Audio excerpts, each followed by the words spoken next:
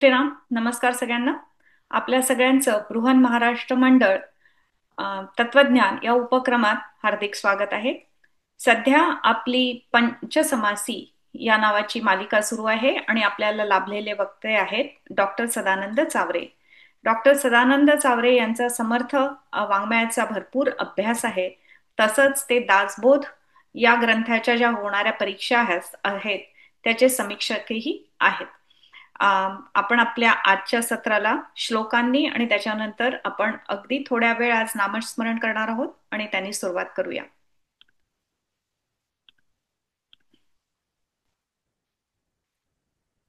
सद्गुरुनाथ महाराज की जय. गलद्दान गंडम मिलभृंग खंडम चलच्चारुषुंडम जगत्राण शौंडम लसद्दंतकांडम विपभ्रंग चंडम शिवप्रेम पिंडम भजे वक्रतुंडम. अहं निर्विकल्पो निराकार रूपो विभुर् विभुवा वाप्य सर्वत्र सर्वेन्द्रियाणां सदा मे समत्वं न मुक्तिर्न बन्धः. चिदानंद रूप शिवोहम शिवोहम चिदानंद रूप शिवोहम शिवोहम.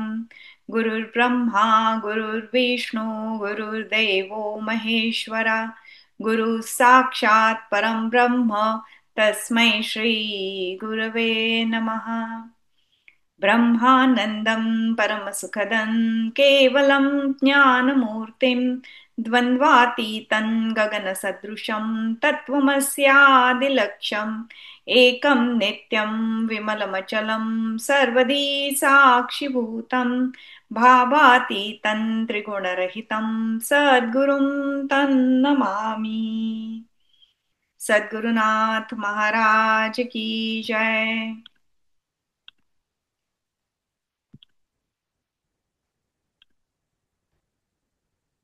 श्री राम जय जय राम.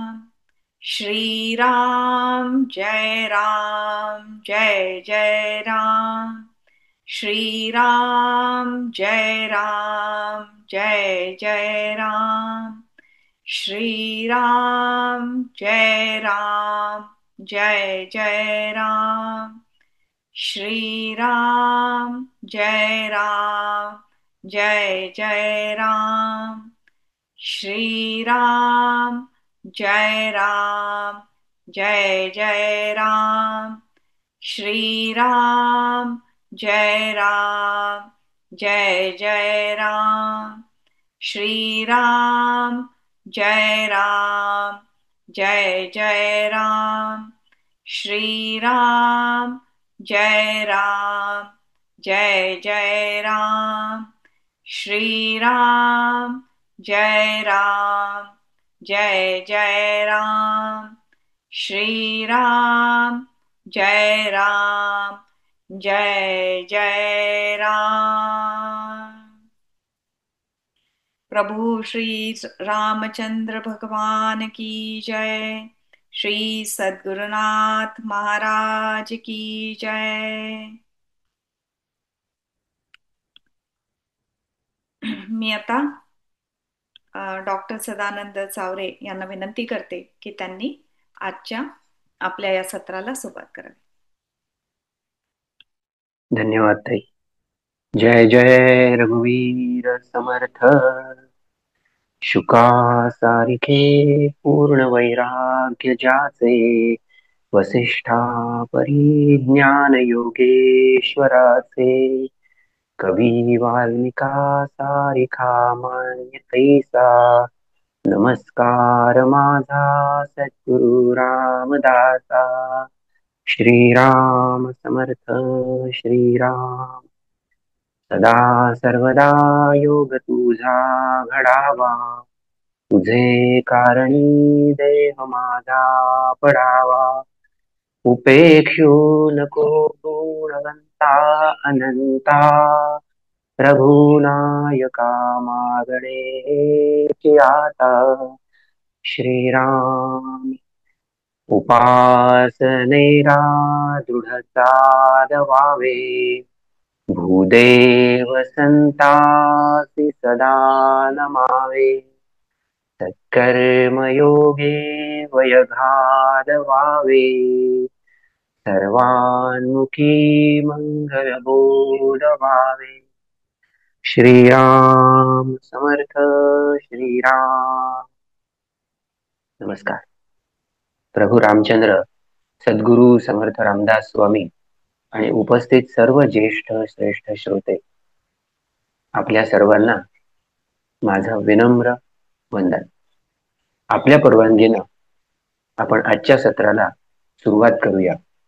आज आपल्याला समर्थांनी जे लघुकाव्य लिहिलेलं आहे पंचसमासी, त्यातला समास चौथा आणि समास पाचवा अशा दोन समासांचा आपल्याला अभ्यास करायचा आहे। अगदी थोडक्यात आपण काय शिकलो त्याची थोडी उजळणी करूया। पहिला जो समास होता तो होता मंगलाचरणाचा। आपण त्यामध्ये सद्गुरु स्तवन केलं। तिथे सद्गुरूंचं स्तवन झाल्यानंतर शिष्याने प्रश्न विचारला होता की मला जे ज्ञान अतिशय निसंशय आहे आणि हितकारक आहे असं ज्ञान मला सांगा। तिथं समर्थांनी सांगितलं की अद्वैत वेदांत तत्वज्ञान ज्यामध्ये सांगितलं जातं असा ग्रंथ, असा निरूपण हे निसंशय आत्महिताकडे नेणार आहे। त्यानंतर दुसरा समास होता आत्मनिश्चय। त्यामध्ये आपला जो अंतरात्मा आहे तेच आपलं मूळ स्वरूप आहे ही जाणीव आपल्याला श्री समर्थांनी करून दिली। त्यानंतर शिष्याने विनंती केली की हे जे आत्मज्ञान आपण मला दिलंय ते माझ्या चित्तामध्ये दृढ होईल हा उपाय आपण करा।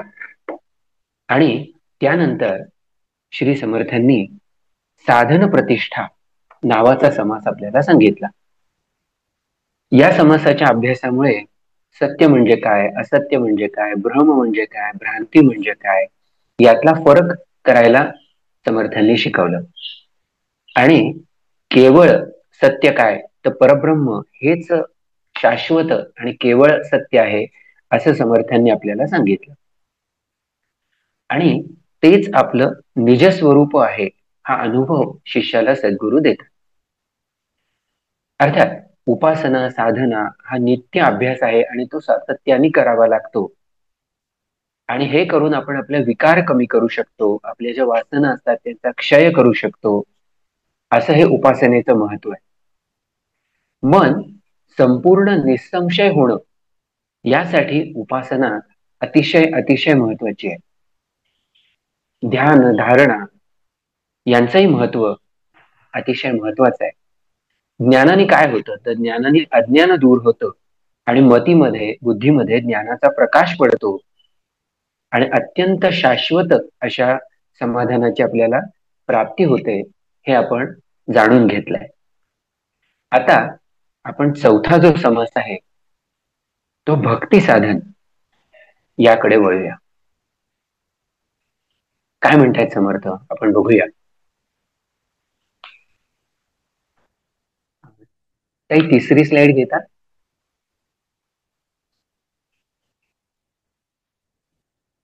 हा ठीक आहे।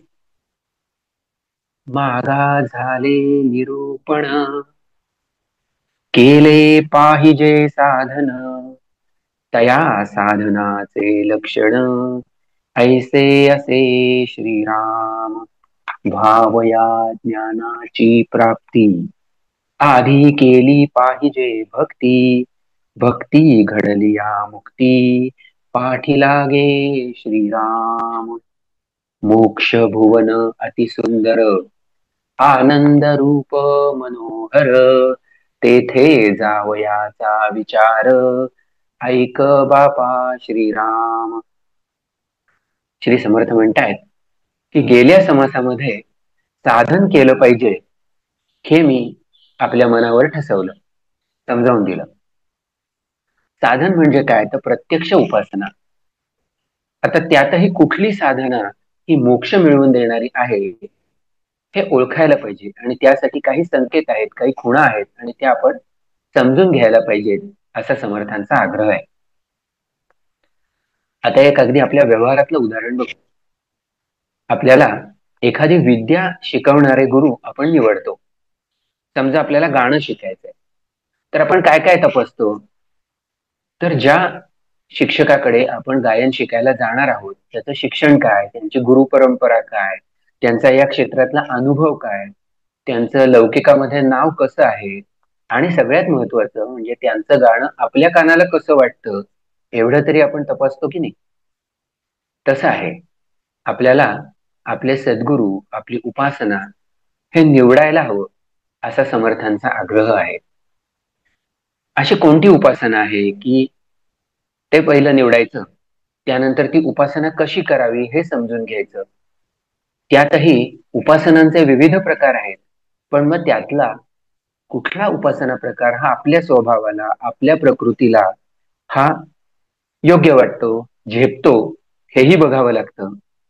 आणि सगळ्यात महत्वाचं म्हणजे कोणती उपासना ही आपल्याला आपल्या उद्दिष्टांपर्यंत घेऊन जाणार आहे, त्याचाही विचार हा आपल्याला करावा लागतो. समर्थ आपल्याला या समासात सांगतायत की भक्ती हा असा उपाय आहे, असं साधन आहे की ज्या योगे आपण आपलं उद्दिष्ट नक्की गाठू शकतो. आता आपल्याला परत एकदा तपासून बघितलं पाहिजे आपलं उद्दिष्ट काय आहे. तर आत्मज्ञान मिळवणं आणि त्या योगे मुक्तीचा मार्ग प्रशस्त करणं हा आपला उद्दिष्ट, हे आपलं उद्दिष्ट आहे, हा आपला उद्देश आहे. आणि समर्थ इथे सांगतायत की भक्ती मिळाली, भक्ती जडली की आपल्याला मुक्ती ही मिळतेच. आणि समर्थ हे निश्चयात्मक सांगतात. असं ते निश्चयात्मक का सांगतात? कारण तो त्यांचा स्वतःचा प्रत्यक्ष अनुभव आहे, म्हणून ते इतकं निश्चयाने सांगतात. आणि ही जी अवस्था आहे भक्तीची, ती अत्यंत आनंदाची अवस्था आहे. तिथं कसं पोचावं हा विचार समर्थ या समासामध्ये आपल्या समोर उलगडून सांगताय. आता बघा, या ज्या ओव्या आहेत ना, यातल्या तिसऱ्या ओवीचा पहिला शब्द बघा. इथं समर्थ मोक्ष भुवन अति सुंदर असं म्हणतात. आता मोक्ष भुवन म्हणजे काय? त्यातले मोक्ष म्हणजे मुक्ती, म्हणजे सगळ्या बंधनातून मोकळं होणं, जन्म मरणाच्या बंधनातून मोकळं होणं म्हणजे मुक्ती, हे आपण अभ्यासलंय. मग भुवन म्हणजे काय? तर भुवन म्हणजे वसती स्थान, राहण्याचं ठिकाण. समर्थ म्हणतायत मुक्ती जिथं राहते तिथं आपल्याला पोचायचंय. मग आता मुक्ती कुठं राहते?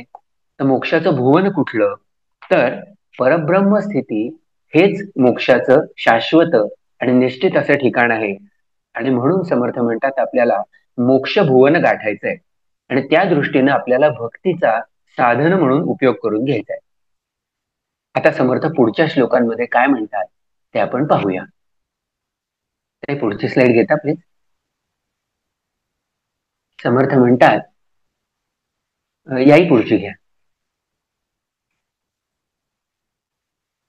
समर्थ म्हणतात, तेथे 9 पायऱ्या उत्तम, एक एक पायरी प्रथम, जे चढता तुटे भ्रम, निसंशय जीवांचा, ते तू जाणगा श्रवण, करावे नित्य निरूपण, तया निरूपणाची खूण, ऐसी असे श्रीराम, सज्जन आणि कृपाळ, जयासी ज्ञान झाले प्रांजळ, त्या संगतीने मळ, तुटे अज्ञानाचा श्रीराम. बघा समर्थ इथे मोक्ष भुवनाचं रूपक जे आहे ते थोडं आणखीन विस्तारताय. ते म्हणतात की हे जे मोक्षाचं भुवन आहे ना, त्याला 9 पायऱ्या आहेत, आणि त्या 9 पायऱ्या आपण चढून जाणं अपेक्षित आहे. आता या कुठल्या 9 पायऱ्या आहेत? तर श्रीमद भागवतामध्ये 7व्या स्कंदामध्ये 5व्या अध्यायात 23वी जी ओवी आहे ती समर्थ इथे आधारासाठी घेतात. ती ओवी अशी आहे, श्रवणं कीर्तनं विष्णु स्मरणं पादसेवनम् अर्चनं वंदनं दास्यं सख्यमात्मानम्. श्री समर्थांनी दासबोधामध्ये 4था जो दशक आहे त्यामध्ये या नवविधा भक्ती विस्तारून सांगितल्या आहेत. यावर इथेही भाष्य करतायत, पण अर्थात थोडक्यात करतायत. समर्थ म्हणतात, श्रवण, कीर्तन, नामस्मरण पादसेवन, अर्चन, वंदन, दास्य, सख्यभक्ती, आत्मनिवेदन, अशा या 9 पायऱ्या आहेत. आता पायरी म्हटलं की काय होतं, तर एक एक पायरीनं आपण उंच उंच चढत जातो. तसं या ज्या 9 पायऱ्या आहेत त्या आपल्याला परमार्थ सोपानावरती अधिक उंची गाठायला मदत करतात. आता आपल्या घराच्या पायऱ्या आणि या मोक्षभुवनाच्या पायऱ्या यामध्ये एक थोडा फरक आहे, सूक्ष्म फरक आहे, तो आपण लक्षात घेऊया. की समर्थांनी एका ठिकाणी म्हणलंय की यातली प्रत्येक पायरी ही अतिशय स्वयंपूर्ण अशी आहे आणि कोणत्याही भक्ती मार्गानं भक्त हा मोक्षभुवनाचा जो सोपान आहे तो चढून जाऊ शकतो. आता उदाहरण बघायचं झालं तर बघा, श्री संत तुकाराम महाराज हे नामस्मरणाने हा मोक्ष प्राप्त केला. नामदेवांनी सख्य भक्तीद्वारे हा मोक्ष प्राप्त केला. संत कान्होपात्रा यांनी आत्मनिवेदन या भक्तीद्वारे मोक्षाचा अधिकार प्राप्त केला. तर अशा या भक्तीच्या ज्या पायऱ्या आहेत त्या खूप महत्वाच्या आहेत. समर्थ आपल्याला त्या एक एक समजावून देत आहे. यामध्ये सुद्धा श्रवण भक्ती ही खूप महत्वाची आहे. तिच्या योगे काय होतं, तर स्वरूपाबाबत असलेला जो भ्रम आहे तो भ्रम नाहीसा होतो. आता हे भ्रम काय आहे, तर देहबुद्धी म्हणजे मी ही जी आपली ठाम समजूत आहे ती समजूत हाच एक मोठा भ्रम आहे आणि तो श्रवणाद्वारे दूर होतो. आपण गेल्या समासात ऐकलं होतं की श्रवण कसं घडायला हवं, तर सर्वांगाचा कान करून हे श्रवण घडणं याला खूप महत्व आहे. काय ऐकायचं हे पण महत्वाचं आहे. म्हणजे जिथे अद्वैत वेदांताची चर्चा चालते ते ऐकलं पाहिजे, सद्गुरूंची वचनं ऐकली पाहिजे. आणि श्रवणामध्ये ऐकणं जेवढं आहे तेवढंच उत्तम शास्त्र ग्रंथाचं वाचन यालाही समर्थ महत्व देतात. त्यामुळं असं साहित्य वाचावं की ज्यामुळे आपल्याला माया ब्रह्माबद्दल माहिती मिळेल, स्वस्वरूपाबद्दल माहिती मिळेल, भगवंतांच्या गुणांबद्दल माहिती मिळेल. तर असं साहित्य हे आपल्या वाचनात असावं आणि त्यालाही श्रवण असं समर्थ म्हणतात. आता श्रवणाचे 2 मूळ प्रकार आहेत की सगुणाची आळवणी केली तर त्याला कीर्तन म्हणतात आणि निर्गुणाचं जर निरूपण केलं, समजावून सांगितलं तर त्याला निरूपण म्हणतात. आणि हे दोन्ही कोण करतं, तर संत करतात आणि त्यांच्याकडून हे ऐकावं असं समर्थ सांगतात. का, तर समर्थ हे मुळात परमकृपाळू आहेत. आपल्याला मुक्ती मिळावी याची त्यांना तळमळ लागली आहे आणि ते आत्मज्ञानी आत्मप्रचित असे अधिकारी आहेत. अधिकारी माणसाकडनंच आपल्याला जे हवं ते मिळू शकतं आणि म्हणून संतांचं निरूपण ऐकणं, त्यांचा सहवास लाभणं याला अनन्य साधारण असं महत्व आहे असं समर्थ आपल्याला सांगताय. आपल्या मनात जो ज्ञानाचा मळ असतो तो मळ नाहीसा करण्याचं सामर्थ्य हे संत सहवासात आहे आणि त्यांच्या साहित्यात आहे. संतांचा रिघाव हा त्यांच्या ग्रंथामध्ये असतो असं संत स्वतः सांगतात. समर्थांनी सुद्धा दासबोधाच्या सुरुवातीला सांगितलंय की या ग्रंथामध्ये मी प्रत्यक्ष आहे आणि त्यामुळे तुम्हाला जे हवं ते या सगळ्या या ग्रंथाद्वारे मिळणार आहे. आपण पुढची स्लाइड बघूया. समर्थ म्हणतात, अद्वैत चर्चा अखंड जेथे नाही पाषांड तये संगतीने बंद नुरे मी पणाचे श्रीराम श्रवण करावे तेची ग्रंथ जेथे बोलिला परमार्थ शृंगार श्रवणी अनर्थ नेमस्त आहे श्रीराम म्हणून ते त्यजावे जेथे नाना युक्ती लाघवे भक्ती ज्ञान वैराग्य भावे घ्यावे आदरे श्रीराम नाना कथा चमत्कार नवरसिक अपार ते त्यजुनिया सार अद्वैत घ्यावे श्रीराम श्रवण केलियाचे फळ क्रिया पालटे तत्काळ तेणे करिता प्रांजळ आत्मज्ञान होय श्रीराम. समर्थांनी या 5 ओव्यांमध्ये श्रवण भक्ती आणि तिचं महत्व समजावून सांगितलंय. समर्थ म्हणतात की निरूपण हे जे असतं हे अद्वैत तत्वांची चर्चा करण्यासाठी केलं जातं आणि त्यातले अतिशय अधिकारी आणि ज्ञानी असे जे संत असतात, जे सज्जन असतात, जे पंडित असतात, ते अशी चर्चा करतात आणि त्यामुळे कुठलंही पाखंड मत इथे टिकत नाही. हे खूप महत्वाचं आहे. चर्चा हे साधन आहे आपल्याला आपलं ज्ञान हे अतिशय प्रांजळ करत जाण्याचं आणि त्यामुळे चर्चा ही गांभीर्याने व्हायला हवी. आता सध्या आपल्या सदनांमध्ये ही चर्चा अशी घडते का, हा विचार करण्याचा भाग आहे. असो, इथे आपण बघितलंय की हे ज्यांच्याकडून आपण श्रवण करणार आहोत ते संत कसे आहेत, तर ते आत्मज्ञानी आहेत, ते सद्गुरू आहेत, आत्मप्रचित आहेत, म्हणजे त्यांना प्रत्यक्ष अनुभव आलाय. आणि या सगळ्या श्रवणामध्ये प्राधान्य कशाला आहे, तर भक्ती, ज्ञान, वैराग्य याला महत्व आहे. निरूपणाच्या ओघामध्ये कथा येतात, त्यामध्ये नवरसांचा परिपोष असतो. त्यातील शृंगार रस निरूपणाचा भाग नसावा असं समर्थ सांगतात. आवाज येतोय ना व्यवस्थित? कारण एका साधकांनी आवाज येत नाही येतोय असा येतोय मेसेज पाठवला मी होता. मी मी बघतो साहेब, येतोय व्यवस्थित. हा, ओके. तर समर्थ असं म्हणतात की सर्व रस असतात पण त्यातला शृंगार रस हा निरूपणामध्ये शक्यतो टाळावा, कारण त्यामुळे चित्त विचलित होतं आणि वेगळेच विचार सुरू होतात. त्यामुळे तेवढा एक रस शक्यतो कीर्तन श्रवणामध्ये टाळावा, किंवा कथेच्या ओघात काही थोडंफार आलंच तरी त्याविषयी फार विवरण न करता, फार विषय न वाढवता आपण पुढे जावं असं समर्थांचं सांगणं आहे. आता समर्थ असं म्हणतात की कथेमध्ये जे रस येतात त्यामध्ये किंवा कथा विषय यामध्ये सुद्धा अडकू नका. तर त्या कथेच्या अनुषंगानं संतांना काय सांगायचंय, काय बोध आहे हे पाहायचंय. त्या बोधाकडे लक्ष असावं. म्हणजे असार सोडून जे सार आहे ते निवडावं अशी समर्थांची आज्ञा आहे. अर्थात श्रोता आणि वक्ता या दोघांचंही याकडे बारकाईनं लक्ष असावं, हे गरजेचं आहे.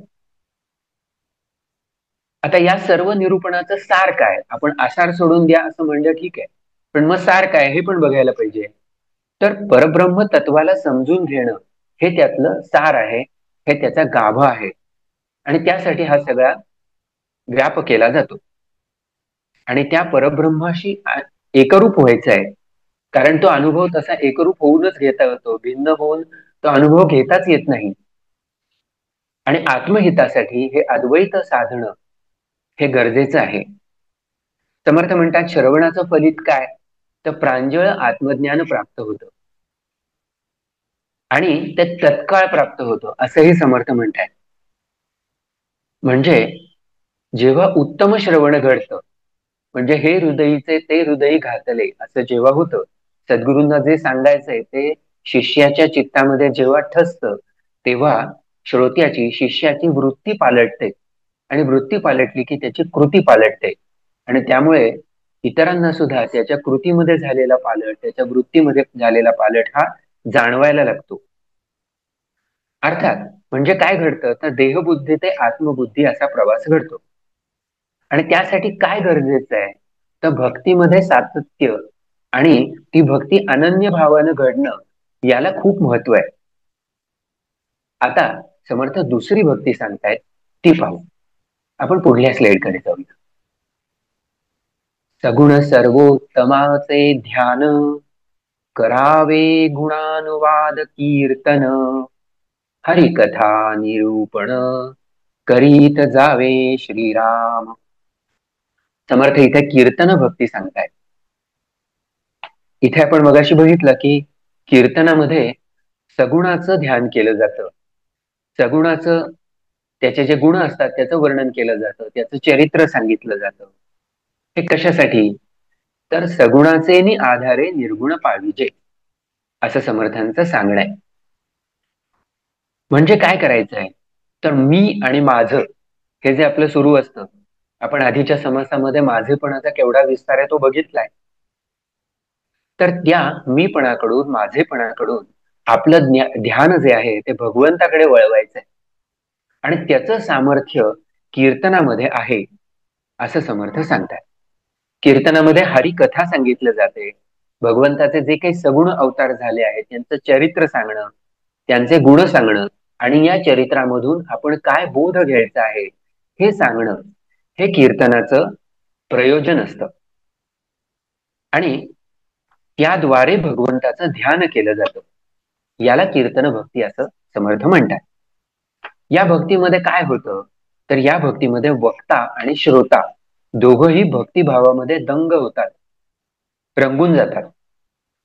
आता आपल्यापैकी ज्यांनी सध्याचे उत्तम कीर्तन करतात असे आफळे बुवा, मकरंद बुवा रामदासी यांची कीर्तनं नक्की ऐकली असतील तर हा अनुभव आपल्याला आला असेल की त्या कीर्तनामधून आपल्याला श्रवणाचा आनंद मिळतो.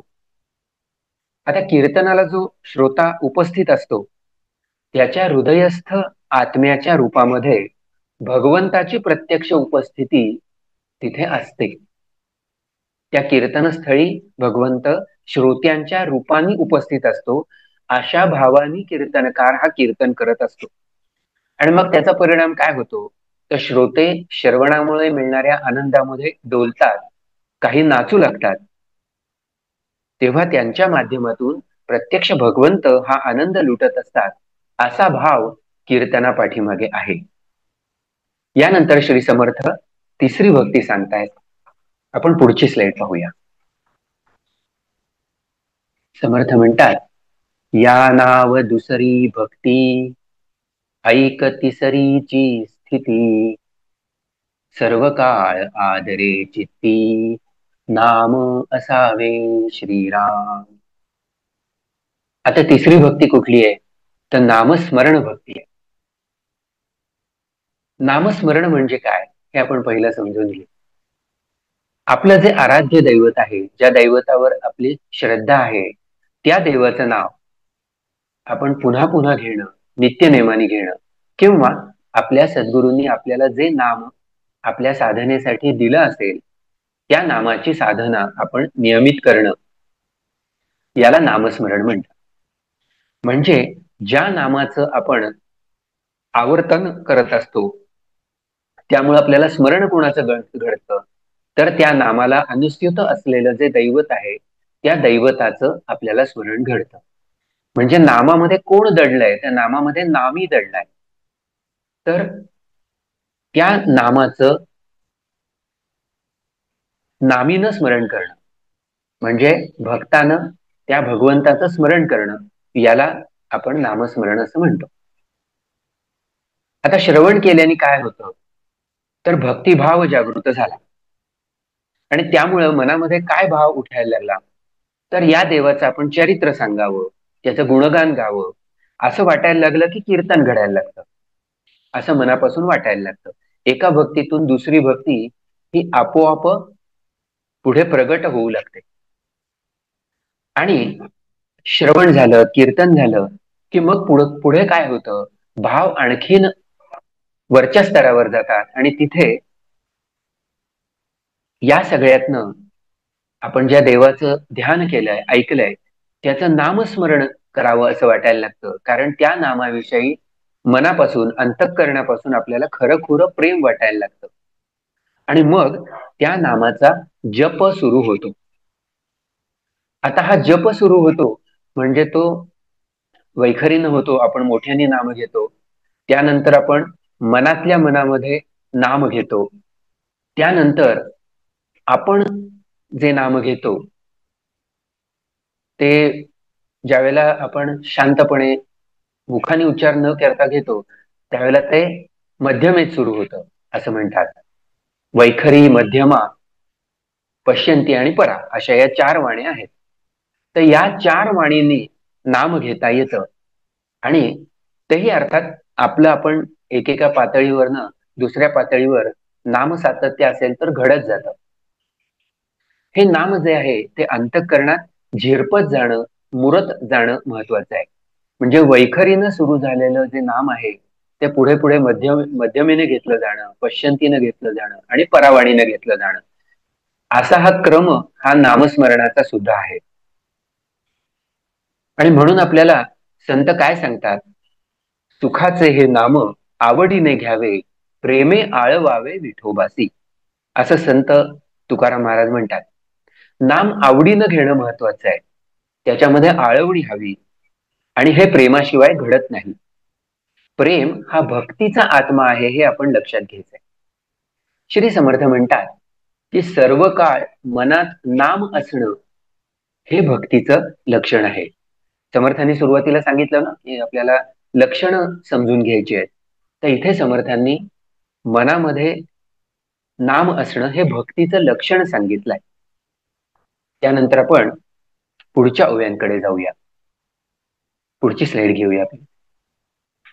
समर्थ म्हणतायत, चवथी पाद सेवन, पाचवी असे अर्चन, सकळांचे करावे पूजन, विधी प्रमाणे श्रीराम. आपण नित्यनेमाने जी देवाची पूजा करतो ना, ती आठवली तरी सुद्धा आपल्याला हे लक्षात येईल की आपण आपल्या आराध्य देवाचं पादसेवन म्हणजे त्याची पाद्यपूजा करतो, त्याची सगळी षोडशोपचारे पूजा करतो, म्हणजे अर्चन भक्ती आहे. आणि सकळांचे करावे पूजन, आपल्या देवघरामध्ये जेवढे देव असतात त्या सगळ्यांचं आपण पूजन करतो. आपल्या घरामध्ये जे कोणी ज्येष्ठ श्रेष्ठ असतील, ज्या संत सज्जनांना आपण भेटत असू, सद्गुरू असतील, त्या सगळ्यांचं आपण प्रत्यक्ष किंवा मनोमन पूजन करतो, असं या ओवीमध्ये समर्थांनी पादसेवन आणि अर्चन भक्तीबद्दल सांगितलंय. आणि नंतर सकळासी वंदन सहावी, दास्यत्व ही सातवी, आता ऐक आठवी, भक्ती कशी श्रीराम. समर्थ म्हणतात की सद्गुरूंचं पदप्रक्षालन म्हणजे शास्त्रात जसं सांगितलं आहे तसं सर्व देवतांचं विधीपूर्वक पूजन म्हणजे अर्चन भक्ती असते. त्यांना वंदन करणं ही आणखीन पुढची वंदन भक्ती. आणि आपण जेव्हा पदप्रक्षालन करतो, अर्चन करतो आणि वंदन करतो, त्यावेळी आपल्या मनामध्ये कुठला भाव उत्पन्न होतो, तर त्या देवाचे, सद्गुरूंचे आपण दास आहोत अशी भावना आपल्या मनामध्ये जागृत होते. ही दास्य भक्ती आहे. दास्य भक्तीमध्ये काय होतं, तर देव आणि सद्गुरू यांच्यासाठी जे जे करणं आवश्यक आहे ते करणं, यासाठी आपल्या मनाची पूर्ण तयारी होते आणि याला दास्य भक्ती म्हणतात.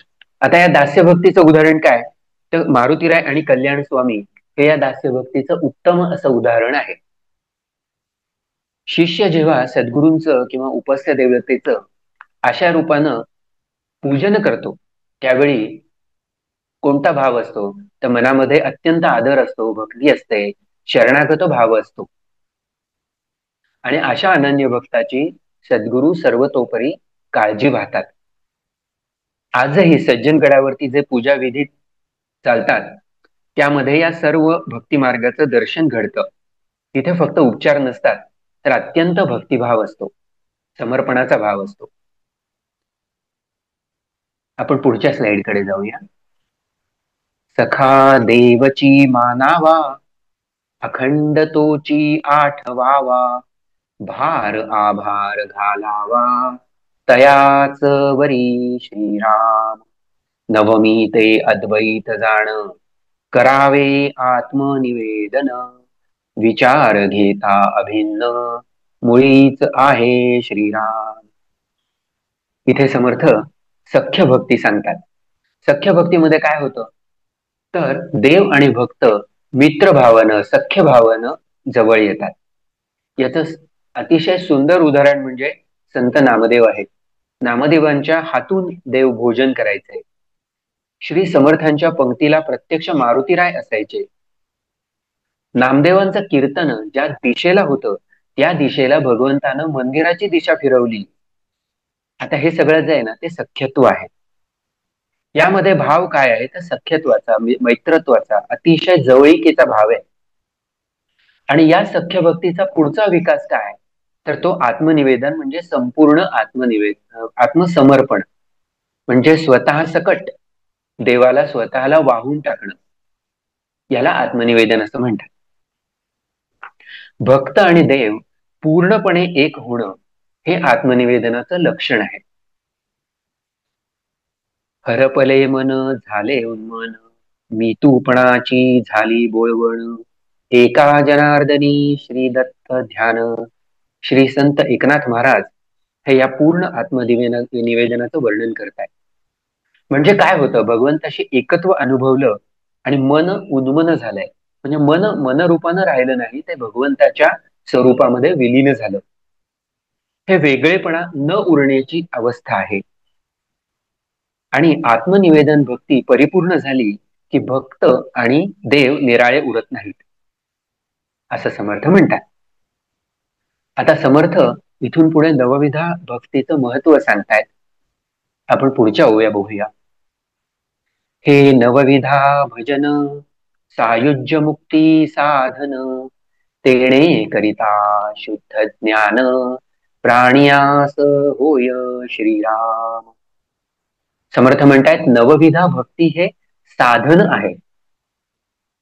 साध्य आणि साधन असा आपण फरक करतो. आपण साध्य काय ते बघितलं, आपल्याला आत्महित साधायचंय, आत्मज्ञान आपल्याला हवंय आणि त्याच्या योगे मुक्ती साधायची. मग त्यासाठी आपल्याला उत्तम साधन हवं. तर समर्थांनी इथे आपल्याला नवविधा भक्ती हे साधन दिलंय. त्यातनं आपल्याला जे रुचेल, जे पचेल, जे झेपेल ते आपण करावं असं समर्थ सांगताय. निवड आपली आपल्याला नाही करता आली तर सद्गुरूंची त्यासाठी मदत घ्यावी, हे समर्थ इथे सांगताय. आणि शुद्ध ज्ञान झालं की काय होतं, तर अंगी वैराग्य प्रगट होतं, असं समर्थ सांगतात. बघा समर्थ काय म्हणतायत. शुद्ध ज्ञानाचे निबळे, अंतरी वैराग्य प्रबळे, तेणे लिंग देह मोकळे, होय वासनेसी श्रीराम. लागता स्वरूपानुसंधान, नाठवे देहाभिमान, विश्रांती देखो न मन, तद्रूप होय श्रीराम. श्री समर्थ इथे अगदी व्याख्या स्पष्ट करतात. वैराग्य म्हणजे काय, तर अनासक्ती आणि अलिप्तपण. आपल्या मनाचा एक स्वभाव आहे, प्रत्येक गोष्टीशी ते चिकटत जातं, लिप्त होत जातं. तर कोणतीही वासना न चिकटणं म्हणजे वैराग्य, त्याला अनासक्ती किंवा अलिप्तपण म्हणतायत. हे कशाने साध्य होतं, तर शुद्ध ज्ञानाने साध्य होतं. आणि त्यांनी वासनेचं बीज नाहीसं होतं आणि त्यामुळे जो भक्ती करतो तो पहिला वासनेतून मुक्त होतो आणि त्यामुळे जन्ममरणाला जे कारण आहे ती वासना, त्यातूनच तो मोकळा होतो आणि म्हणून तो मोक्षपदाला प्राप्त होतो. असं हे सगळे समर्थांनी उपासनेमुळे काय काय घडतं ती प्रक्रिया आपल्याला समजावून सांगितली आहे. की भक्त हा आत्मस्वरूपाशी मिळून जातो, अभिन्न होतो. आपण पुढच्या ओव्या बघूया, पुढच्या स्लाइडकडे जाऊया. समर्थ म्हणतात, आदी पुरुष तो एकला, नाही द्वैताचा गलबला, संगत्यागे अवलंबिला, शुद्ध एकांत श्रीराम. तेथे मन पांगुळले, आप आपणा विसरले, आपणास भुलोन गेले, स्वरूप बोधे श्रीराम. मी कोण हे न कळे, अवघा आत्माची प्रबळे, तेथे बळे मनवावळे, कर्पूर न्याये श्रीराम. श्री समर्थ म्हणतात की आदिपुरुष, मूळ पुरुष, परब्रह्म स्वरूप हे शब्द वेगळे आहेत पण स्वरूप एकच आहे. तिथे प्रकृतीचा गोंधळ उरलेला नाहीये, कारण मनाने सगळं संग सोडलाय आणि त्यामुळे अत्यंत शुद्ध अशा एकांताचा अनुभव शिष्याने घेतलाय आणि त्यामुळे मन स्तब्ध झालंय. ते चंचल जे होतं ते आता चंचलता निघून गेली आहे आणि ते कुठं स्थिरता झालाय, तर स्वस्वरूपी स्थिर झालाय. आणि म्हणून अशी एक सर्वांग सुंदर अनुभूती मनाला आली आहे, शिष्याला आली आहे आणि त्यामुळे मन स्वतःवरच खुश झालंय, असा अनुभव समर्थ मांडताय. ही अनुभूती जी आहे ती अतिशय प्रबळ आहे आणि सामर्थ्यशाली आहे असं समर्थ म्हणतात. काय घडलंय तर मी कोण हे आता कळेनसं झालंय, कारण मी पण हे भिन्नपणे उरलं नाहीये. समर्थ इथे कापराचं उदाहरण देत आहे की आपण ज्योतीवर कापूर धरतो तोपर्यंत तो कापूर असतो, नंतर तो पटकन जळून जातो. पटकन जळून गेल्यावर काय उरतं? तर ना कापूर उरतो, ना त्याचा धूर उरतो, ना त्याची काजळी उरते, काहीही मागे उरत नाही. तर हे असं संपूर्णपणे परमात्म्यामध्ये विलीन होणं, ही अवस्था आपल्या लक्षात यावी म्हणून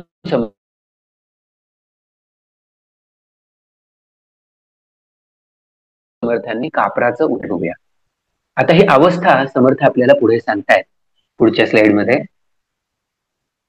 की तेथे शब्द कुंठित झाला, अनुभव अनुभवी निमाला, आता असो हा गलबला, कोणी करावा श्रीराम, वाटे एकांतासी जावे, पुन्हा हेची अनुभवावे, उगेची निवांत असावे, कल्पकोडी श्रीराम, नको वक्तृत्व उपाधी, पांगुळली स्वरूपी बुद्धी, लागली सहज समाधी, हेतुरहित श्रीराम. श्री समर्थ इथे आपल्याला निर्हेतुक सहज समाधीची स्थिती सांगतायत आणि म्हणतात की एकदा या समाधीचा अनुभव आला की मग शब्दांचं प्रयोजन राहत नाही, कारण त्या अवस्थेचं वर्णन शब्द करू शकत नाही, ते मूक होतात. कारण अनुभव घेणारा जो असतो तो त्या अनुभवामध्ये विरघळून जातो. मग आता गलबला म्हणजे गडबड करायला कोण वेगळं उरलं? आणि मग त्या शिष्याची अवस्था काय होते, तर ही अनुभूती पुन्हा पुन्हा घ्यावी असं वाटायला लागतं. किंबहुना त्या अनुभवातच कल्पांतापर्यंत शांत बसून राहावं अशी अशी मनाची धारणा होते किंवा अशी अपेक्षा निर्माण होते. आता हा अनुभव कुणाचा आहे, तर हा आत्मप्रचित संतांचा अनुभव समर्थ आपल्याला सांगतायत. समर्थ म्हणतात की इथे आता शब्दाची सुद्धा उपाधी नको आहे, कारण विचारांची गती थांबली आहे. आणि मग समर्थ पुढे आपल्याला सांगतात, आपण पुढच्या स्लाइड कडे जाऊया. गुरु शिष्य एक झाले, अनुभव बोधी बुडाले, त्यांचे शुद्धी सजे गेले, तया तीच गती श्रीराम, तुटला संसार बंधू, आटोनी गेला भव सिंधू, बुडाला बोधी प्रबोधू, विवेक बळे श्रीराम, ज्ञानाग्नी प्रगट झाला, तेणे माया कर्पूर जळाला, विवेके विवेक ग्रासिला, तिये समयी श्रीराम. समर्थांनी मागे जो सांगितला तो जो दृष्टांत होता कर्पूराचा, तो आता इथे मायेला लावलाय. माया कर्पूर जळाला. कशाने जळाला? तर ज्ञानाग्नीनं जळाला. ज्ञानाग्नी प्रगट झाला आणि म्हणून माया उरली नाही, कुठलाही भ्रम उरला नाही आणि जे सत्य आहे ते स्वच्छ दिसायला लागलं, कारण असत्य आणि अज्ञान हे निघून गेलंय. आणि मग काय अवस्था आहे, तर देव आणि भक्त यांची जी अवस्था आहे तीच अवस्था सद्गुरू आणि शिष्य यांची पण आहे. हे कशामुळे घडलं, तर सद्गुरूंनी जो उपदेश केला तो शिष्याच्या अंगी पूर्णपणे बांधला आहे. मग त्या बोधापासून तो वेगळा उरत नाही आणि तो आणि सद्गुरू यांचं अंतःकरण ऐक्य होतं. बरं, या दोघांना सावध करायला म्हणून जर कोणी गेले तर तेही त्याच परमगतीला प्राप्त होतात असं श्री समर्थ सांगतायत. संसाराचं बंधन तुटलंय, देही असून विदेही अशी अवस्था झाली आहे आणि अशी अवस्था झाली की त्यांना आटवून गेला भवसिंधू. म्हणजे काय, तर भवसागर त्यांच्यासाठी आटून जातो, त्यांना तो बाधक किंवा बंधक होत नाही. आता आपला नेहमीचा अनुभव जर आपण बघितला तर बघा, आपल्याला जोपर्यंत पोहणं येत नसतं तोपर्यंत पोहण्याची भीती असते, पण पाण्यावर कसं तरंगायचं ही विद्या आपल्याला यायला लागली, ती आपल्याला जमली की मग पाण्याची भीती नाही वाटत. तो अखंड आनंद आपण आयुष्यभर अनुभवू शकतो. तसंच आहे इथे सद्गुरू शिष्याकडून अभ्यास करून घेतात आणि आपल्याप्रमाणे तरबेज करून घेतात. हा काय असतो तर हा सहप्रवास असतो. आणि त्या सहप्रवासामध्ये नंतर ते दोघे निराळे उरत नाही. हे कशाच्या आधारावर घडतं तर विवेकाने घडतं. सारासार विवेक, नित्यानित्य विवेक हे सद्गुरू शिकवतात.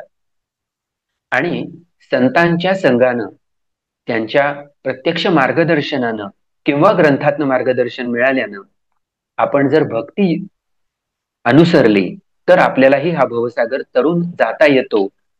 हे आपल्याला लक्षात यावं म्हणून समर्थ हे सगळं सांगतात. आता समर्थांनी इथे आणखीन एक पुढे म्हटलंय बघा, विवेके विवेक ग्रासीला. म्हणजे काय झालं, त्या विवेकानं विवेकाला खाऊन टाकलं. म्हणजे कुणाच्या विवेकानं कुणाच्या विवेकावर प्रभाव पडला तर सद्गुरूंचा जो विवेक आहे की जो अनुभूतीजन्य आहे त्या विवेकाचा शिष्याच्या विवेकावरती पगडा बसला आणि दोघांचा विवेक एकच झाला. म्हणजे विवेकाने विवेका ग्रासिले. तर असं समर्थांना आपल्याला सांगायचंय. हे अद्वैत लक्षात यावं म्हणून समर्थ निरनिराळ्या प्रकारे आपल्याला सांगताय. आपण पुढच्या स्लाइडकडे जाऊया. श्री समर्थ म्हणतात, झाले साधनाचे फळ, चुकले जन्माचे मूळ, निष्कलंक आणि निर्मळ, तोची आत्मा श्रीराम. दृढ बाणली आत्मस्थिती, मिथ्यत्वे बुरडली वृत्ती, सांगिजे वर्तती गती, पुढलिये समासी श्रीराम. श्री समर्थ म्हणतात की साधनेचं फळ मिळालं की काय होतं तर निर्मळ आत्मा हेच आपलं स्वस्वरूप आहे याचा आत्मसाक्षात्कार होतो. आपल्याला ते लक्षात येतं. ही आत्मस्थिती अंगी बांधली आहे. बघा, गेल्या समासामध्ये शिष्याने सांगितलं होतं की आत्मस्थिती स्थिर होईल असं करा. समर्थांनी हा बोध केला, ही सगळी प्रक्रिया विवरून सांगितली. आणि त्यामुळे ही आत्मस्थिती शिष्याच्या अंगी किती बांधली आहे तर या स्थितीमध्ये कल्पांतापर्यंत राहावं अशी इच्छा शिष्याला होतीये. आता इथे समर्थ म्हणतात की वृत्ती मिथ्यत्वे मुरडली. म्हणजे वृत्तीचं मिथ्य पण लक्षात आल्यामुळे आणि आत्मज्ञान झाल्यामुळे ही वृत्ती मागे फिरली.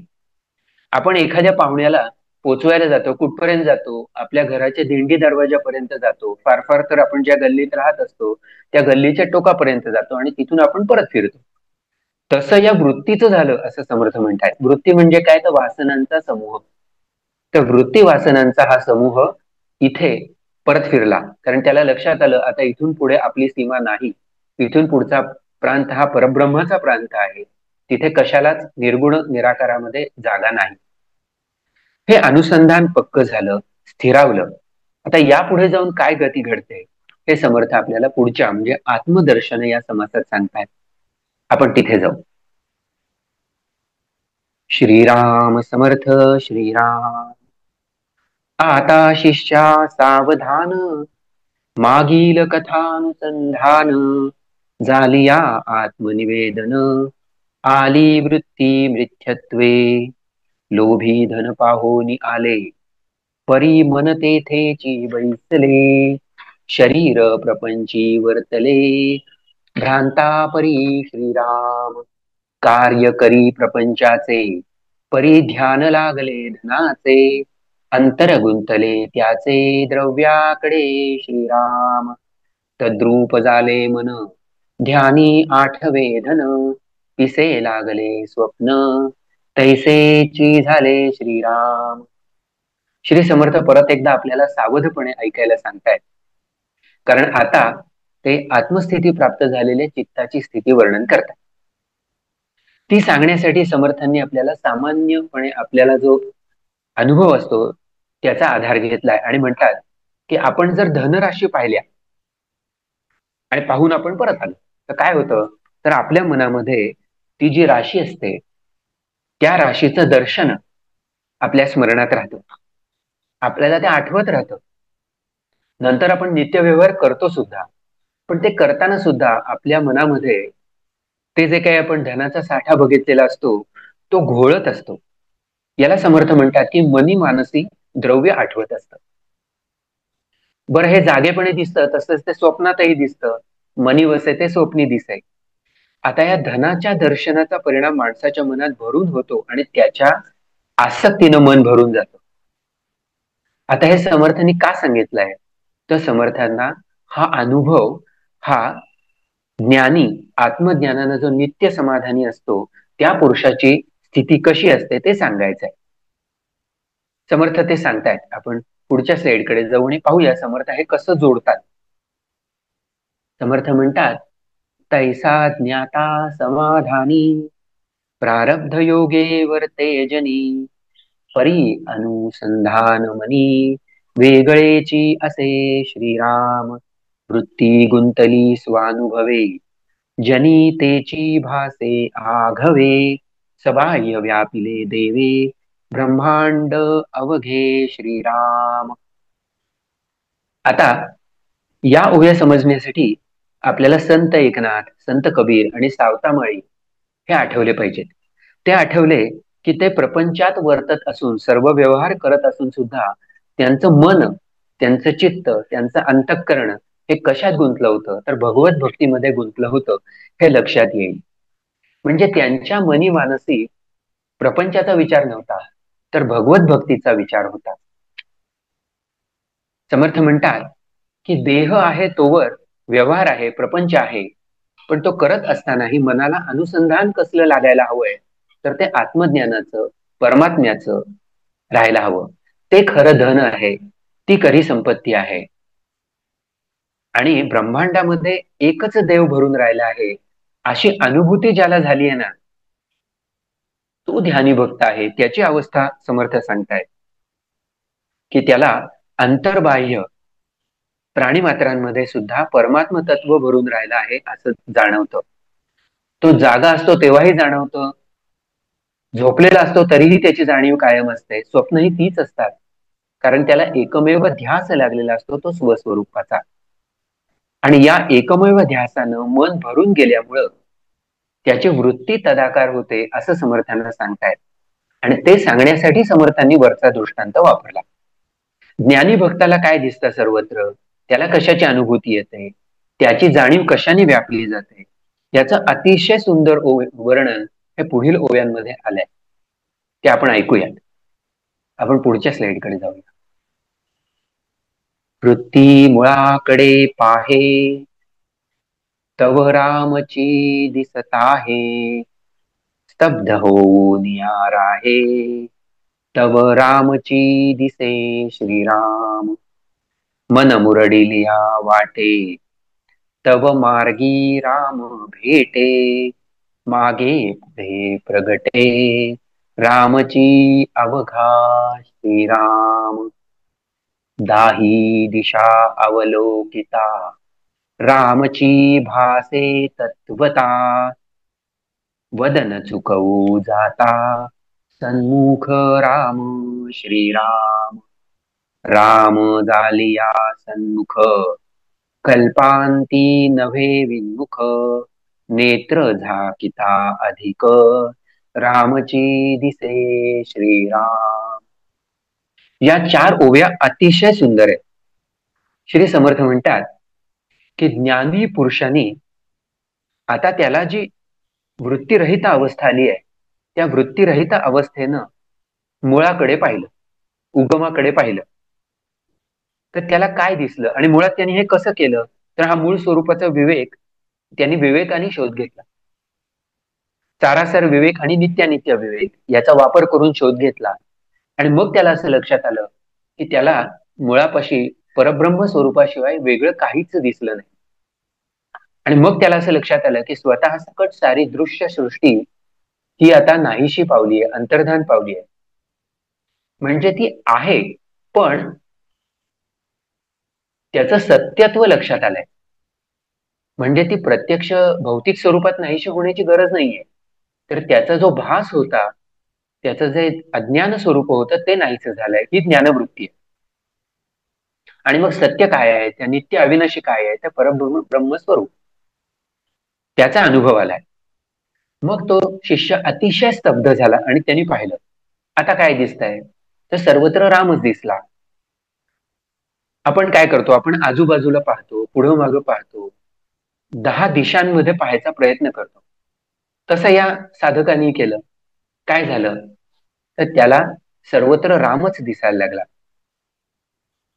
समर्थ म्हणतात की अगदी तोंड चुकवायचं ठरवलं किंवा तसा प्रयत्न केला तर तेही शक्य नाही, कारण राम सर्वत्र आहे, तो नाही अशी जागाच नाहीये, अशी अनुभूती आहे.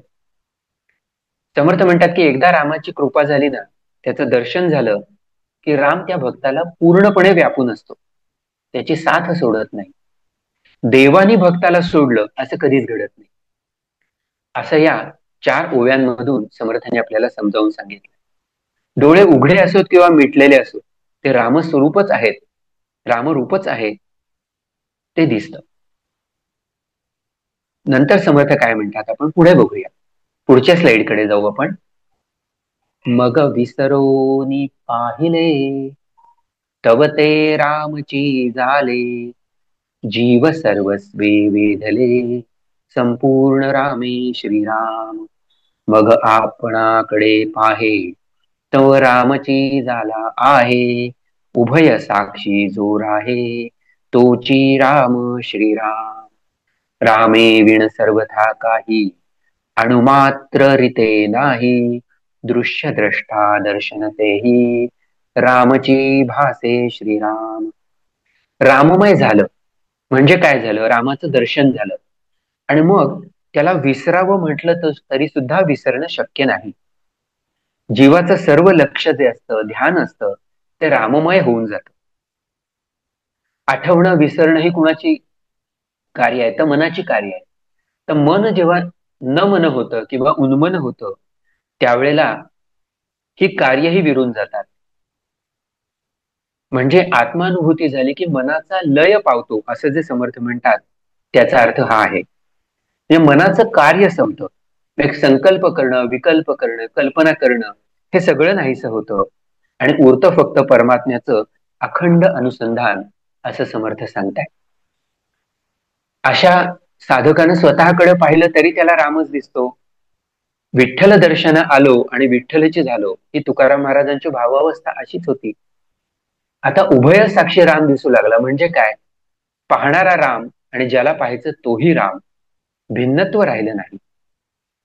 हे आत्मप्रचित संतांना जाणवलेलं स्वरूप आहे, ते सर्वव्यापी आहे. दृश्य, द्रष्टा आणि दर्शन ही त्रिपुटी आपण व्यवहारात अनुभवतो, आत्मरूप दर्शन झाल्यावर ती राहत नाही, असं श्री समर्थ सांगताय. आपण पुढच्या स्लाइडकडे जाऊया. प्रपंच सांडिला मानसे, दृढ लागले राम पिसे, देह वर्ते भ्रमिष्ट जैसे, पिशाचवत श्रीराम. रामरूपी वेधले मन, तेणे राहिला कुलाभिमान, पूर्वदशेचे लक्षण, पालटोनी गेले श्रीराम. धरुनी रामरूपी आवडी, प्रपंच गेला तडा तोडी, माया राहिली बापुडी, न चले काही श्रीराम. इथे समर्थांनी जाणून बुजून प्रपंचाचा त्याग केला, रामदर्शनाची आस लागली, रामदर्शन झालं आणि त्यानंतर काय अवस्था झाली तर 4 चौघांसारखं देहाचं भान राहिलं नाही. त्यामुळे त्याची निगा राखणं, त्याला सजवणं या कशाची गरज राहिली नाही. बाहेरून पाहणाऱ्यांना मात्र या व्यक्तीला वेड लागलाय का, पिस लागलाय का, भ्रमिष्ठासारखा झालाय का, असं वाटू शकतं. आता समर्थ त्यांच्या तपाचरणाच्या काळी फक्त 5 घरी भिक्षा मागत त्याचा 3 भाग करत देवाला नैवेद्य, पशु पक्षी प्राणी यांना देणं आणि उरलेला भाग नदीच्या पाण्यात प्रक्षाळून घ्यायचा. म्हणजे देहरक्षण करायचं, देहरक्षणासाठी जे अन्न लागतं, जे वस्त्र लागतं, जे निवारा लागतो तेवढंच, यापेक्षा देहाचे लाड नाही. प्रापंचिकांच्या दृष्टिकोनातनं बघितलं तर हे वेड लागल्यासारखं आहे असं वाटू शकतं. आपल्यासारखा 4 चौघांसारखा संसार करावा अशी त्यांची अपेक्षा असते. त्या भूमिकेवरनं ही या सिद्धाची अवस्था लक्षात येणं फार कठीण आहे. समर्थ म्हणतात की रामरूपाचं वेध लागले आणि सगळं बदलून गेलं. आधी कुळाचा अभिमान होता तो गेला, म्हणजे जे काही संदर्भ आत्मप्रचिती येण्यापूर्वी होते त्यातलं काहीही उरलं नाही. आता याचं उत्तम उदाहरण म्हणजे समर्थ स्वतः आहेत आणि तुकाराम महाराज आहेत. समर्थांना रामाचं आकर्षण वाटू लागलं, ते सावध झाले आणि त्यांनी खडतर तप केलं. तुकोबा विठ्ठल रामात रंगून गेले आणि त्यांचा व्यावहारिक प्रपंच काही उरला नाही. अशा संतांवर मायेचा प्रभाव चालत नाही, कारण ते मायाधीश असतात. आपण सगळे मायेच्या अधीन असतो. आता इथून पुढच्या ओवीमध्ये समर्थ काय म्हणतात, तर ऐसा राम प्रगटला, दृश्य पदार्थ लोपला, असतच नाहीसा झाला, सद्गुरु प्रतापे श्रीराम.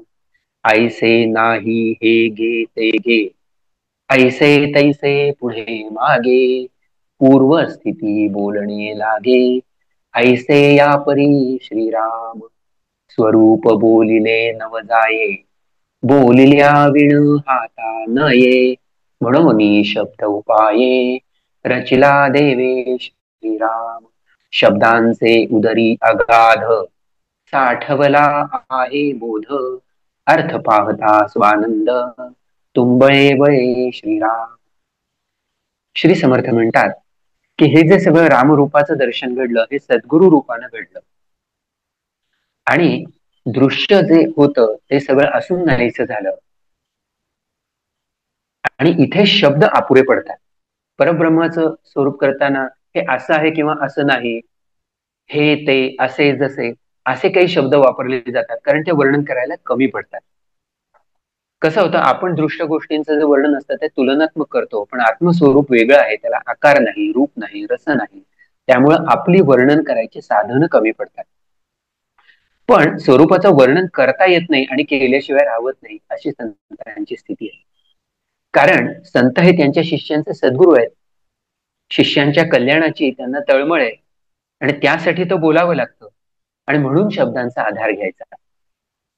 शब्द यांना ब्रह्म, शब्द ब्रह्मही म्हटलं जातं. शब्द सुद्धा एक विलक्षण प्रकार आहे. त्यात वरवर एक अर्थ असतो आणि आत लपलेला गुह्यार्थ वेगळा असतो. शब्दांच्या अंतरंगात लपलेला जो निजबोध असतो तो सद्गुरूंच्या कृपेने आपल्याला प्राप्त होतो, आणि तो गूढार्थ प्राप्त झाला की स्वानंद प्राप्ती होते. समर्थ म्हणतात, शब्द मंथन शब्दे केले. आपण पुढच्या स्लाइडकडे जाऊया. शब्द मंथन शब्दे केले, अर्थ नवनीत प्रगटले, मंथन करत्यासी बक्षिले, त्या नवनीते श्रीराम. इथे श्री समर्थ आपल्याला अतिशय सुंदर पण समजायला थोडा कठीण असा दृष्टांत देत आहेत. आपण तो सोपा करून समजून घ्यायचा प्रयत्न करू. रवीनं ताक घुसळलं, त्यातून लोणी प्रगट झालं. म्हणजे दुधामध्ये, दह्यामध्ये, ताकामध्ये लोणी आत होतं ते प्रगटलं. रवीनं ताक घुसळलं जात नाही तोवर लोणी बाहेर येत नाही. आता याच ओवीचा जो दुसरा चरण आहे त्यामध्ये समर्थ म्हणतात, प्रपंच तक्रा अंतरी, नवनीत वास्तव्य करी, तक्र आटवणी पात्र भरी, नवनीत झाले. म्हणजे काय, तर आता या याच्यामध्ये समर्थ असं म्हणतायत की समजा त्या लोण्यानं ज्या कोणी त्याचं मंथन केलंय त्याला खाऊन टाकलं तर काय होईल. तर ही अशी कल्पना का करायची आहे, तर आपल्याला याचा संदर्भ असा घ्यायचा आहे की प्रपंचाला समर्थ ताकाची उपमा देत आहे. त्याच्यामध्ये आत्मज्ञान रूपी लोणी आहे, ते घुसळलं पाहिजे. कशाने घुसळलं पाहिजे, तर आपले बरे वाईट अनुभव, त्यावर घडलेलं विचार मंथन, सारासार विवेक आणि सद्गुरू सांगतात ती उपासना ही रवी आहे. तर हे प्रपंच रूपी ताक विवेकाने घुसळलं तर काय होतं, तर ज्या प्रमाणामध्ये लोणी वाढत जातं त्या प्रमाणामध्ये ताक आटत जातं, म्हणजे प्रपंच आटत जातो, त्याची आसक्ती नाहीशी होते. लोणी मात्र साठत जातं, वाढत जातं. आता या पुढचा दृष्टांत बघा. पुढच्या स्लाइडमध्ये समर्थ सांगतात, अवघे नवनीत दाटले, तेणे बळे पात्र फुटले, नवनीत संपूर्ण झाले, ब्रह्मांड अवघे श्रीराम. श्री समर्थ म्हणतात की ज्ञानरूपी नवनीतानं ते पात्र अगदी भरून जात. आता पात्रात एखादी गोष्ट जर क्षमतेपेक्षा अधिक भरली गेली तर काय होतं, तर पात्र फुटतं. असं या पात्राचं म्हणजे आपल्या मनाचं घडतं, अंतःकरणाचं घडतं. आणि त्यामुळे काय होतं, तर भक्त हा प्रपंचा पलीकडे जातो. पण त्याच्या हृदयामध्ये काय उन्मळून आलं होतं, तर देवाविषयी अत्यंत भक्ती, अत्यंत प्रेम आलं होतं. मग ते जे परब्रह्म स्वरूपाचं ज्ञान आहे ते आनंद रूप, आनंद स्वरूप नवनीत त्याच्या देहाच्या मर्यादा झुगारून देतं आणि अवघ्या ब्रह्मांडात बसत. श्री समर्थ म्हणतात, तेथेही दाटले उदंड, तेथे उतटले ब्रह्मांड, सकल लोपोनी उदंड, तेची झाले श्रीराम. समर्थ म्हणतात की आत्मस्वरूपानं मग हे ब्रह्मांड सुद्धा तडकलं अशी अनुभूती येते. म्हणजे ब्रह्मांड नाहीस झालं. जे सत्यत्वाने भासलं होतं ते ब्रह्मांड सुद्धा नाहीस झालं आणि मग उरलं काय, तर फक्त आत्मस्वरूप. ही ब्रह्म अनुभूती आहे, हा आत्मस्वरूप दर्शनाचा सोहळा आहे, तो समर्थाने मांडलाय. नवनीत प्राप्त व्हावयासी, जाता तयासी तेची ग्रासी, सकळ पदार्थ मात्रासी, नवनीते सेविले श्रीराम. समर्थ म्हणतात की नवनी प्राप्त व्हावं म्हणून काही करावं, तर त्यांनी आपल्यालाच ग्रासून टाकावं असं हे आत्मस्वरूपाबाबत होतं. आत्मस्वरूपाकडे जावं आणि त्यानं सर्व दृश्याला खाऊन टाकावं असं काहीतरी घडलं. पुढच्या स्लाइडकडे जाऊ. सेविले आपणा आपण, हे अनुभवाची खूण, ग्रंथ झाला संपूर्ण, प्रंच समासी श्रीराम. आत्मस्वरूप प्राप्त होताच मी तू वेगळेपणानं उरलं नाही, पूर्ण समर्पण झालंय, अद्वैत अनुभव आहे. भक्त देवात विरघळून गेलाय, शिष्य सद्गुरु स्वरूपात विरघळून गेलाय.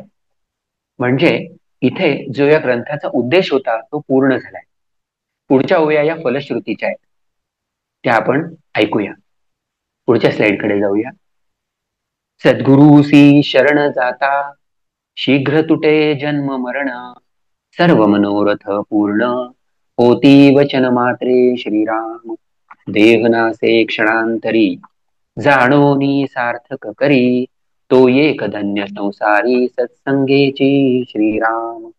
उपजला प्राणी तो नासे, आपणा तोची मार्ग असे, म्हणून दृढ विश्वासे, सद्गुरु पाय धरावे.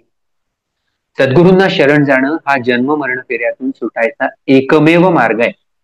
त्यांची वचनं ऐकणं आणि आत्मसात करून ती आचरणात आणणं हा आत्महित साधायचा खात्रीशीर उपाय समर्थांनी सांगितलाय. देहाची क्षणभंगुरता लक्षात घेतली तर आपल्या दुर्मिळ देहाचं जन्माचं सार्थक करून घ्यायला किती तातडी करायला हवी हे लक्षात येतं. कारण जो या मर्त्य लोकात जन्मलाय त्याला मृत्यू निश्चित आहे. या दोन टोकांमधला काय आपला आहे त्याचं सार्थक करायचं आहे. पुढील स्लाइडकडे जाऊया. चालवीत असता आश्रम, पावन होई जे आत्माराम, ऐसा हा सत्समागम, महिमा कोटी गुणे श्रीराम. सत्संग केल्यानं संसारी असून आत्माराम शुद्ध पवित्र होईल असं संत संगतीचं फलित समर्थ सांगताय. श्रोती सावध होणे, अंतकाळी लागे जाणे, येथील राहती सजणे, आणि संपत्ती श्रीराम. बहुत जन्मांचे शेवटी, नरदेह पुण्य कोटी, म्हणून भगवंताची भेटी, होती सत्संगे श्रीराम. समर्थ पुन्हा पुन्हा सावध करतात, अंतकाळाचं स्मरण ठेवा. तो आला की सगळे सोयरे मित्र सगळी संपत्ती सोडावंच लागतं, काहीही बरोबर नेता येत नाही. जसे एकटे आलो तसं जावं लागतं. नरदेह हा अनेक जन्मानंतर मिळतो, दुर्लभ आहे, अत्यंत पुण्याने मिळतो आणि त्यामध्ये मोक्षाची सोय आहे हे महत्वाचं आहे. त्यासाठी लागणारी सगळी साधनं दिलेली आहेत, बुद्धी दिली आहे, विवेक दिलाय, भक्ती करायसाठी सोय आहे, आत्मज्ञानाची प्राप्ती करून घेता येते आणि यासाठी सद्गुरूंचं मार्गदर्शन उपलब्ध आहे. हे आपलं महत्भाग्य आहे. समर्थ शेवटच्या दोन ओव्यांमध्ये काय म्हणतात ते पाहूया. ऐशी खूण सकळास, सांगून गेला रामदास, सत्संगे जगदीश, नेमस्त भेटे श्रीराम. अरुख बोबडी वाणी, भावे पूजिला कोदंड पाणी, न्यून पूर्ण संतजनी, क्षमा केली पाहिजे श्रीराम. इति पंचसमासी, आत्मदर्शन नाम समास पंचम, तथा पंचसमासी ग्रंथ संपूर्ण. रामचरणी अत्यंत विनम्र होऊन समर्थ म्हणतायत की सत्संगानं भगवंत भेटतो हे निश्चित आहे. माझ्या वेड्या वाकड्या बोबड्या वाणीनं श्रीरामाची ही अत्यंत भावपूर्ण पूजा मी बांधली आहे. त्यात काही न्यून राहिलं असेल तर संत सज्जनांनी क्षमा करावी, असं श्री समर्थ म्हणतायत, की जे अतिशय अधिकारी आहेत ते म्हणतायत. तर अशा प्रकारे हा 5वा समास आत्मदर्शन पूर्ण झालाय आणि हा पंचसमासी ग्रंथ पूर्ण झाला. माझ्या अल्पज्ञानानुसार अभ्यासानुसार जे आपल्या समोर मांडता आलं, जेवढं सोपं करता आलं तेवढं करायचा मी प्रयत्न केलाय. काही न्यून राहिलं असलं तर सांभाळून घ्या. जय जय रघुवीर समर्थ. फारच उत्तम प्रवचन मालाच झाली ही. धन्यवाद सदानंद. सकाळी 6:30 वाजता तुमच्या वेळेला ते जॉईन होऊन तुम्ही केलं. आपण आता उरलेल्या भागाकडे वळू, प्रश्नोत्तर. आणि प्रश्नोत्तराच्या आधी आपलं भजन. शिल्पाजी आहेत का आपल्या बरोबर आज भजन सेवा द्यायला? हो आहे. ओके. शिल्पाजी आज रामभजन म्हणणार आहेत. जर आपण आपला कॅमेरा सुरू करून भजन सेवा सुरू केली तर उत्तम होईल. आणि त्याच्यानंतर कॅमेरा सुरू करायला पाहिजे का? असं कॅमेरा नाही सुरू केला तर चालेल? रेकमेंडेशन आहे, पण नाही केला तरी चालेल, हरकत काकू काही करा नाही. हो.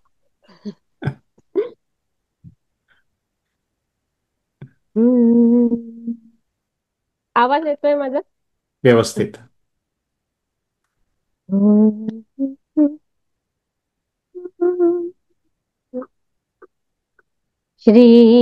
श्रीरामाचे चरण धरावे, श्रीरामाचे चरण धरावे, दर्शन मात्रे पावन भावे, श्रीरामाचे चरण धरावे. सती अहिल्या दगडा माझे शापित होऊन युग युग मोजी, सती अहिल्या दगडा माझे शापित होऊन युग युग मोजी, परिप्रभूच्या पदस्पर्शाने पाषाणासही जीवन द्यावे, श्रीरामाचे चरण धरावे, श्रीरामाचे चरण धरावे.